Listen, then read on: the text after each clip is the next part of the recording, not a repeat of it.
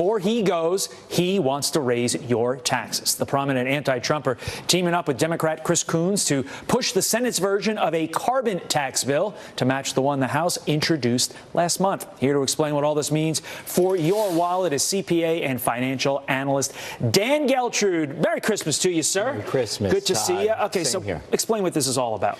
Well, we already saw this routine already. It just happened in Paris, and we saw the city go on fire. So what does it mean? That we're going to add a tax if passed, which it never will be.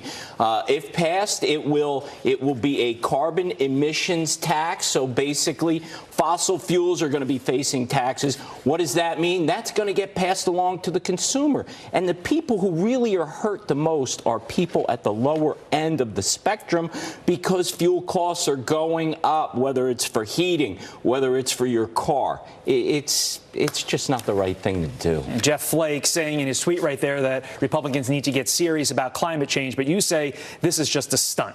Absolutely it is. Look, he wants to get serious about climate change. Guy's got 2 weeks left in office. Now all of a sudden he said, we got to get something done. It's just a game. Look, in my opinion, he may very well be aligning himself for a run against President Trump in the primary as the anti-Trump. Understood. We will see. I started off by saying Merry Christmas. Now it's time to give you, the viewers of Fox and Friends First, a Merry Christmas present. You're going to give some free tax advice as to what to do the last few days here in 2018. Yeah, so the first thing is we don't have a lot of time left in this year, but if you're going to have any medical expenses, let's get them in before the end of this year, because deductions for medical are not going to be the same next year. You're going to get less benefits, so let's focus in on that.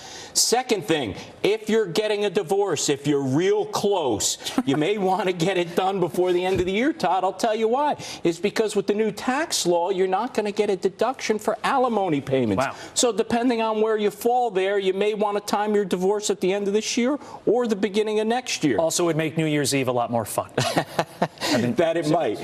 The other thing is, of course, that you always want to maximize the amount of money that you put into your IRA, as well as your 401k plan. And let me say this, in our office, we do a lot of audit work on 401k. So the tip I want to give people is pay attention to your 401k statements. Make sure that the match that's supposed to be going in from your employer is really there. That is your money. It doesn't always get there. It doesn't always get there, really? It doesn't always get there. I don't even think to look for that. You need to look for that. Wow. And that's okay. the whole purpose of doing audits on pension plans and 401ks. Huh. That's a great point. So that's something that we definitely want to pay attention to. And then finally, gifting. Starting a gifting program.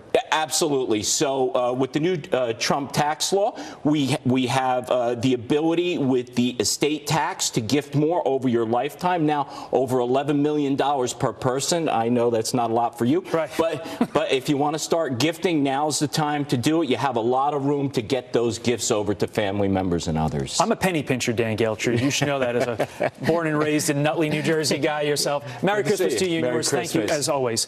All right.